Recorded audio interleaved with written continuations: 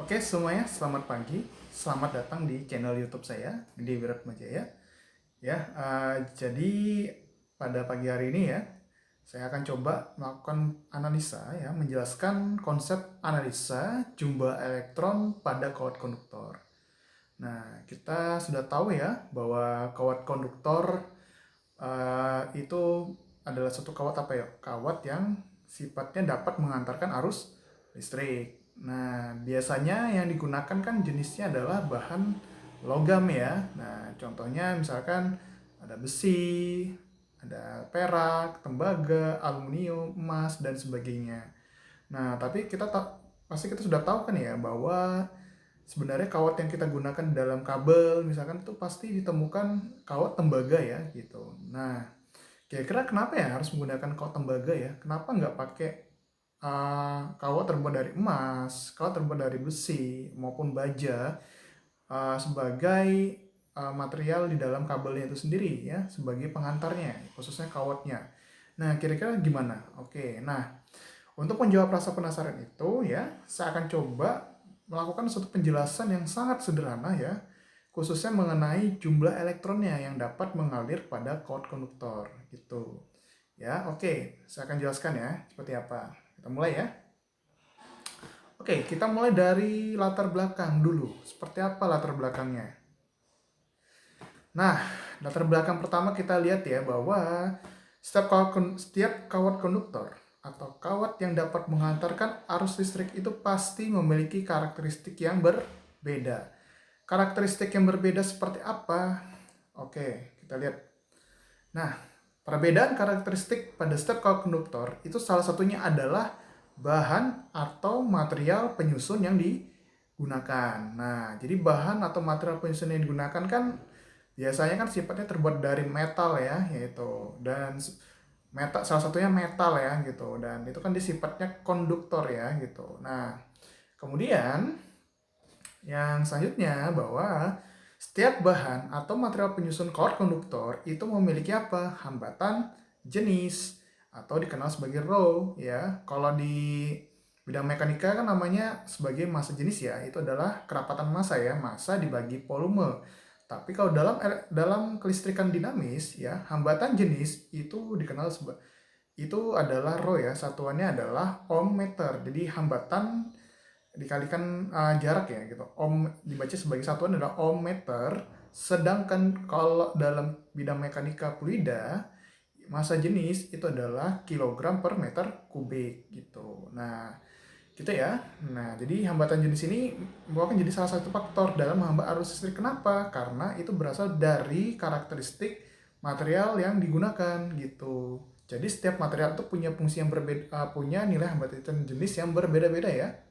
Oke, nah selanjutnya, selain itu, dimensi kawat seperti panjang L, panjang kawat ya, simbolnya L ya, maupun diameter D, kawat memiliki peran dalam menghambat apa? Arus listrik ya, gitu. Nah, jadi panjang kawat dan diameter itu juga memiliki peran dalam menghambat arus listrik yang akan saya jelaskan di slide selanjutnya. Nanti seperti apa sih perannya? Oke. Nah, jadi dari latar belakang tersebut ya, kita mencoba untuk melakukan suatu analisa berapa banyak jumlah elektron yang dapat mengalir pada setiap konduktor gitu. Nah, sebenarnya asal dari mana sih ya? Asalnya dari arus listrik gitu ya. Nah, jadi tapi saya ingin melihat dari sisi jumlah elektronnya, bukan arus listriknya yang mengalir, bukan dari kuantitas arus listriknya, tapi saya melihat dari sisi kuantitas jumlah elektronnya. Sebenarnya kurang lebih sama ya gitu. Oke, nah, oke, sekarang kita lakukan pertama ya, untuk menganalisanya kita lihat dulu ya dari hambatan kawatnya itu sendiri. Nah, oke. Nah, di sini kita lihat ya, ada satu kawat ya. Nah, di sini ada kawat. Oke, kawat yang panjangnya itu adalah L, kemudian dia punya luas permukaan ya A, dan sini dia punya hambatan jenis simbolnya adalah rho ya. Dan ini kawatnya yang kita sering temui pasti berbentuknya silinder ya gitu, silinder. Nah, kalau bentuk kotak bisa nggak? Bisa, tergantung dari si pembuatnya ya. Tapi sebagian besar kawat itu berbentuk silinder, ada ya, bentuknya silinder ya.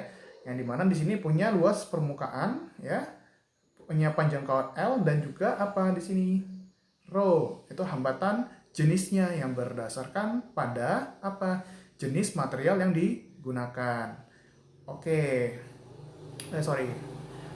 Nah, sekarang kita lihat ya. Nah, oke, persamaan hambatan kawatnya seperti apa? Kalau misalkan kalian ingat, nah, oke, yang sudah dipelajari ya waktu kita SMA sampai kita universitas ya. Nah, persamaan hambatan pada kawat itu dituliskan sebagai R hambatan ya, itu sama dengan rho dikali L per A. Nah, dari sini ya kita bisa lihat dari rumusnya persamaan satu ini kita bisa lihat ya bahwa R itu berbanding lurus dengan hambatan jenis kawatnya dan berbanding lurus dengan panjang kawatnya gitu. Nah, artinya apa? Ya, artinya kalau panjang kawat itu semakin panjang ya, maka hambatannya juga akan makin besar kan. Nah, contohnya misalkan kalau kita pergi ke suatu tempat ya, misalkan kita mau pergi ke tempat misalkan tempat A gitu dari rumah kita misalkan. Nah, itu misalkan jaraknya tuh sekitar 10 kilometer. Nah, kemudian kita lewat jalur pintas, hanya 5 kilometer. Nah, jadi kira-kira mana yang lebih cepat? Pilih jalan pintas atau jalan yang lama? Nah, gitu ya. Jadi, pasti kita pilih yang jalan yang cepat kan ya. Jalan cepat yaitu yang 5 kilometer. Nah, gitu. Jadi, seperti itu analoginya ya. Jadi, kalau misalkan kawatnya makin panjang ya berarti ya elektronnya yang di dalam kawat itu bergerak ya itu maka makin lama dia untuk bisa sampai ke salah satunya ke elektronika kita gitu. Contohnya misalkan kita ngecas HP ya, kalau kabelnya panjang ya pasti pasti bisa kemungkinan ya memerlukan waktu yang cukup berbeda ya, cukup lama dibandingkan kabel yang digunakan pendek gitu ya gitu. Nah, ya kemudian selanjutnya ya luas bidangnya. Kemudian itu ya hambatan jenis sudah pasti ya. Jadi hambatan jenis juga ternyata mempengaruhi ya. Kalau semakin besar hambatan jenis kawatnya ya sudah pasti kawatnya juga mempunyai hambatan yang besar gitu. Nah, kenapa? Karena kan berdasarkan dari karakteristik materialnya gitu. Jadi misalkan material emas, tembaga, aluminium, perak, dan sebagainya kan kalau kita lihat secara atomik ya, itu punya struktur penyusun atom yang berbeda kan antara emas, tembaga, aluminium, perak, dan sebagainya itu. Jadi kan mempunyai struktur atomik yang secara atom itu berbeda gitu, sehingga menghasilkan nilai hambatan jenis yang berbeda juga gitu. Nah, kemudian yang terakhir adalah bahwa hambatan itu berbanding terbalik dengan apa? Luas bidang permukaannya di sini. Nah, ibarat itu kayak suatu pintu ya, gate gitu ya, pintu. Jadi kalau misalkan pintunya terus makin lebar, maka jumlah elektron yang bisa masuk atau arus listrik yang bisa masuk itu bisa jauh lebih banyak gitu dibandingkan pintu yang kecil. Nah, berarti pintunya semakin kecil, berarti hambatannya makin besar. Artinya elektron mungkin bisa masuk satu-satu. Tapi kalau pintu lebih besar, maka hambatannya bisa kita perkecil gitu. Nah, jadi seperti itu ya. Penjelasan dari konsep rumus yang ada pada konsep rumus hambatan pada kawat gitu. Nah, selanjutnya, oh iya sorry. Oke, selanjutnya, oke. Karena permukaan kawat itu berbentuk lingkaran ya, jadi maka persamaan satu kita terus menjadi seperti ini. Nah, kita lihat ya bahwa R itu sama dengan rho kali R per pi dibagi ya pi R kuadrat karena luas lingkaran. Paham ya? Gitu. Dimana R itu sebagai jari dari kawatnya itu sendiri. Oke? Paham ya sampai sini? Nah, sekarang kita lanjut ya. Jadi sudah clear ya untuk hambatan kawatnya. Nah, sekarang kita masuk lagi ke penjelasan tentang arus listrik pada kawat. Nah, jadi gini, misalkan saya punya baterai, ya baterai merek apa saja ya, dengan tegangan V ya, gitu. Kemudian baterai ini saya hubungkan dengan kawat ya, dengan kawat kawat tadi gitu, kawat biru tadi ya, saya hubungkan di sini ya. Nah, hubungkan. Kemudian di sini terjadi aliran arus listrik ya.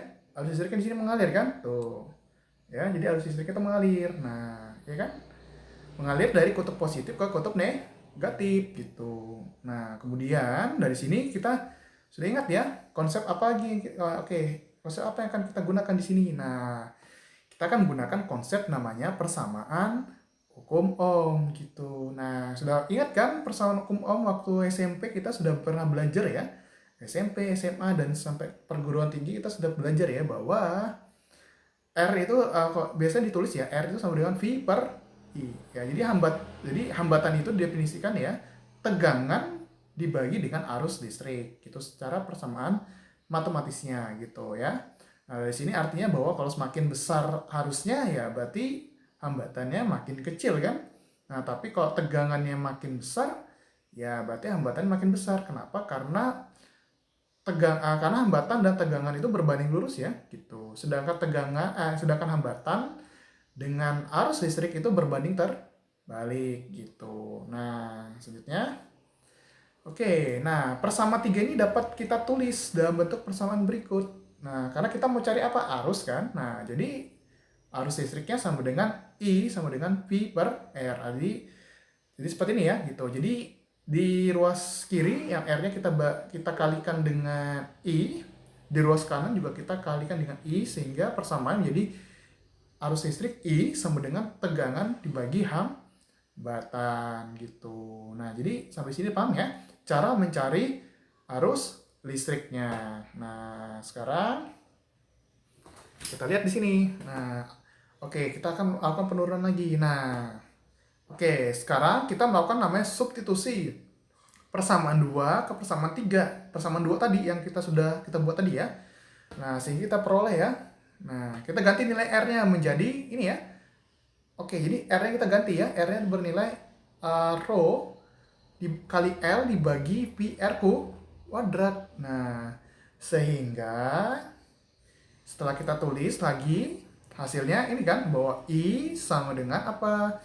P tegangan dikalikan dengan bilangan konstanta P ya, 3,14 ya, dikalikan dengan R kuadrat dibagi rho dikali L gitu. Nah, jadi kita dapat bentuk persamaan arus listrik yang lain gitu ya. Selanjutnya itu yang berdasarkan kombinasi dari persamaan dua sehingga lahirlah bentuk baru penulisan arus listriknya gitu.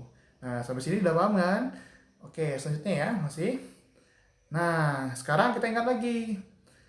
Arus listrik itu sebenarnya adalah merupakan jumlah muatan listrik ya yang mengalir setiap satuan waktu. Sehingga persamaan 5 kita dapat tulis lagi seperti ini.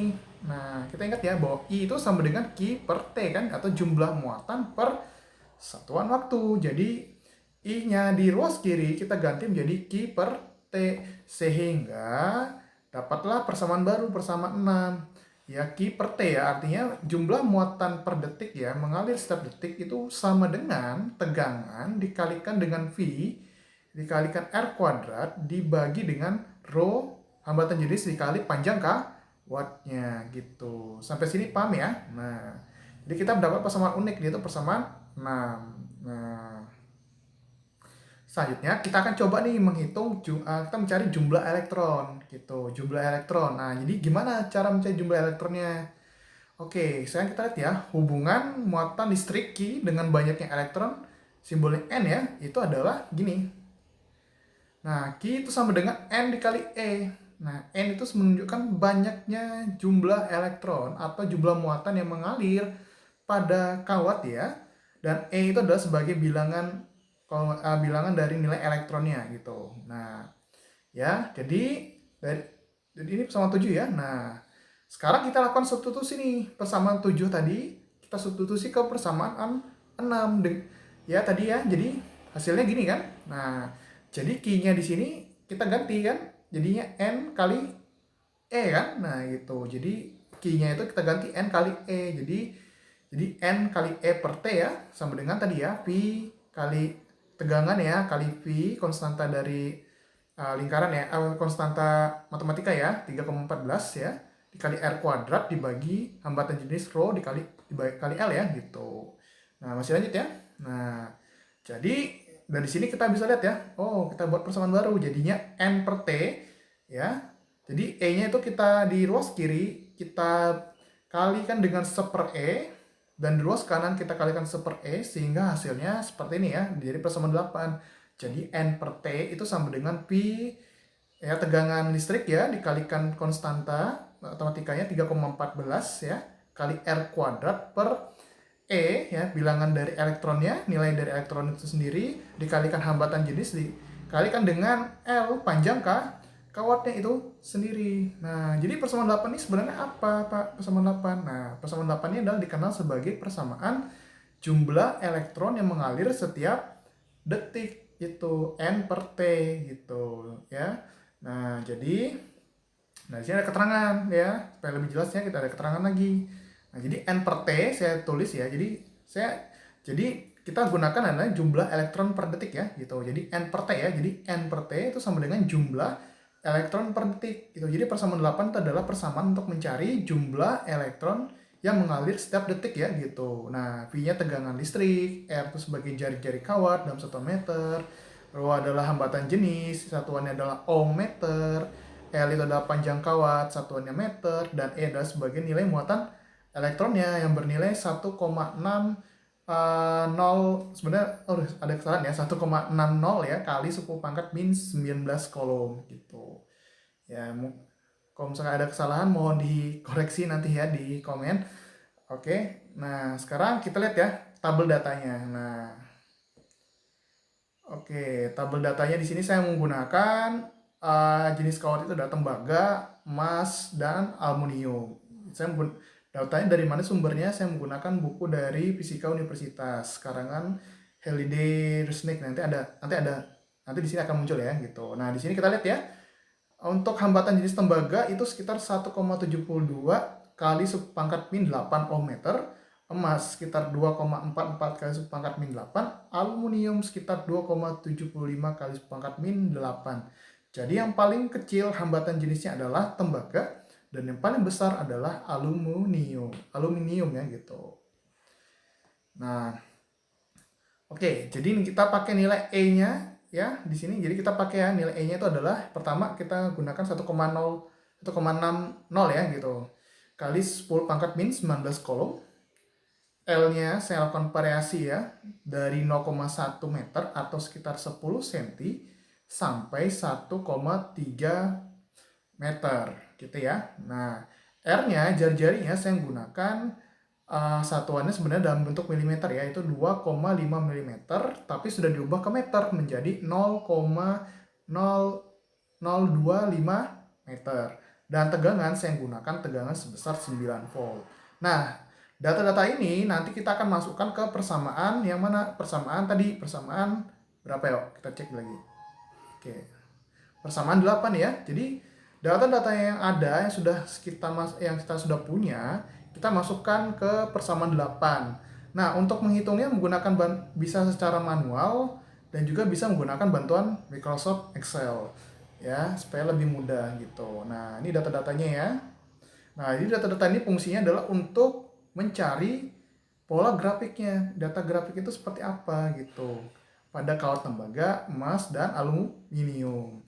Oke, sekarang kita lihat ya hasilnya. Nah, ini bukunya saya menggunakan Young and Friedman ya. Gitu. Oke, nah untuk data grafiknya seperti apa? Data grafiknya. Oke, data grafiknya kita lihat di sini. Nah, ternyata wah, polanya bisa dibilang ini sangat indah sekali ya. Gitu ya. Jujur, ini pola grafiknya sebenarnya ada suatu keindahan sebenarnya dibandingkan mungkin kita taunya sebatas menurunkan persamaan, tapi setelah kita melakukan perhitungan ya dengan masukkan angka-angka secara menggunakan berbagai macam variasi, maka diperolehlah suatu data grafik yang menurut saya ini paling indah menurut saya. Polanya ini sangat bagus sekali, kita lihat ya. Dia turun seperti ini, ada bentuk bukit dan turun lagi gitu. Nah, pada video sebelumnya kan sebenarnya kurang lebih sama ya, bahwa pola grafiknya juga mirip ya, seperti ini juga kan. Nah, menurun ya melengkung seperti bentuknya persamaan garis eksponensial ya gitu. Nah, dari sini kita lihat ya. Oke, jadi data grafik ini ya kita lihat ya. Jadi ada hubungan ya jumlah elektron per detik ya yang dikali dengan panjang kawatnya gitu. Jadi semakin besar panjang kawatnya, maka jumlah elektron per detik yang dapat mengalir itu makin sedikit gitu, makin kecil gitu. Ya. Nah, sedangkan kalau semakin pendek ya, maka jumlah elektron yang mengalir setiap detik itu bisa dibilang itu makin besar gitu ya. Nah, jadi kita bisa lihat di sini tembaga itu angkanya ini hampir mendekati angka 16 ya atau 16 lebih ya gitu kalau tidak salah.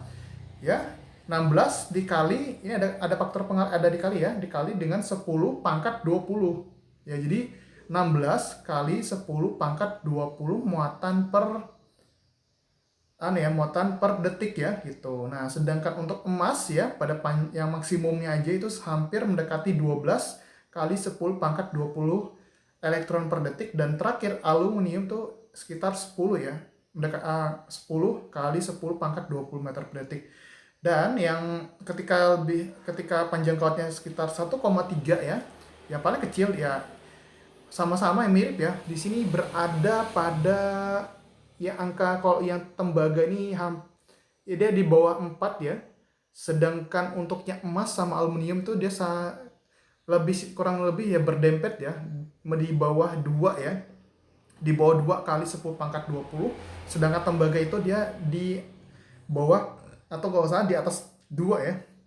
Ya, pokoknya dia di atas 2, angka 2 atau di bawah 4 ya, sekitar 4 kali 10 pangkat 20 atau di atas 2 kali 10 pangkat 20 jumlah elektron per detik. Nah, jadi bisa dibilang ini sangat unik sekali ya data grafik yang kita bisa baca ya gitu. Jadi yang saya tampilkan di sini adalah apa ya? Ini adalah suatu keindahan sebenarnya, suatu keindahan tentang data dari persamaan yang sudah kita buat gitu. Nah, ini secara teoritis ya gitu. Nah, tapi kalau secara real eksperimen mungkin bisa dilakukan. Apakah hasilnya sama atau tidak? Ya, itu tergantung dari tingkat presisi dari ketika melakukan eksperimen gitu. Nah, ini yang data grafik yang saya tampilkan ini hanyalah sebatas kajian secara teori. Nah, jadi mungkin sebenarnya buat teman-teman yang berprofesi sebagai guru, pengajar, maupun dosen dan sebagainya mungkin bisa mencoba alternatif pembelajaran fisika ya, dari segi misalkan menurunkan persamaan, mungkin bisa lebih juga diarahkan ke pendekatan secara matematisnya, dalam arti kita mencari data grafik gitu. Nah, dari data grafik ini kita bisa semakin memahami ya, ada suatu pola tertentu yang bisa dibilang grafiknya, oh ini sangat menarik untuk kita bahas gitu, kira-kira kenapa ini dan sebagainya itu. Nah, jadi bisa dibilang ya ini adalah hasilnya ya. Jadi kita bisa bilang bahwa tembaga, makanya kenapa kawat-kawat yang ada kabel-kabel yang kita gunakan itu sering menggunakan kawat tembaga ya, karena salah satunya adalah tadi ya jumlah elektronnya yang banyak gitu dibandingkan yang lain. Kenapa? Ada penjelasannya di sini ya selanjutnya. Oke, ini pembahasan singkat ya. Nah, sebagai penutup ya.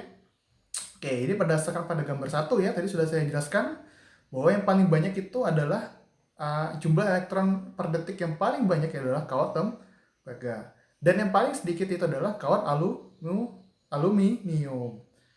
Nah, kemudian apa ya? Hal ini dikarenakan nilai hambatan jenis rho-nya itu kawat tembaga itu lebih kecil dibandingkan kawat emas dan aluminium kan. Nah, ya kan?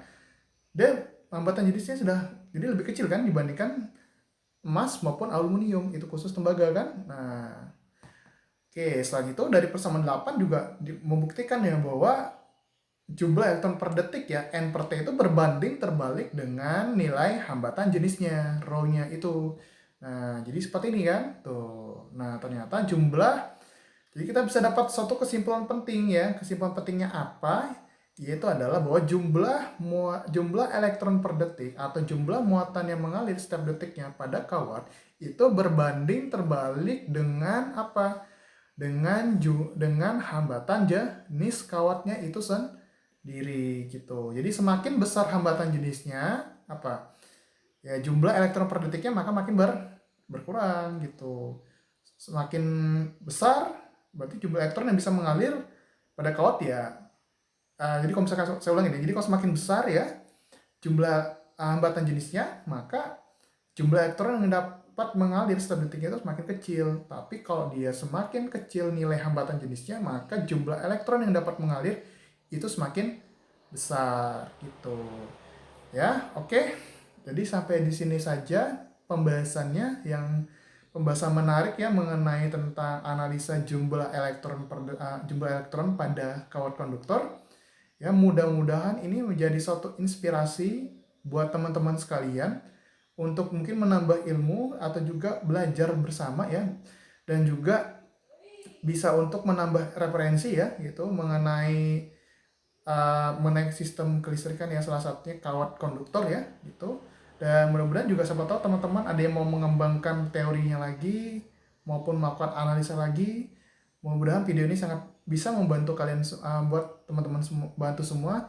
Dan saya juga mohon maaf kalau misalkan ada beberapa penjelasan yang masih kurang maupun ada yang sulit kedengaran atau mungkin ada yang salah dan sebagainya. Saya mohon maaf dan intinya mohon koreksinya juga, mohon koreksinya ya gitu. Oke, terima kasih buat kalian yang sudah nonton. Mudah-mudahan bisa menambah ilmu dan juga menambah inspirasi untuk terus belajar. Oke, saya ucapkan terima kasih dan selamat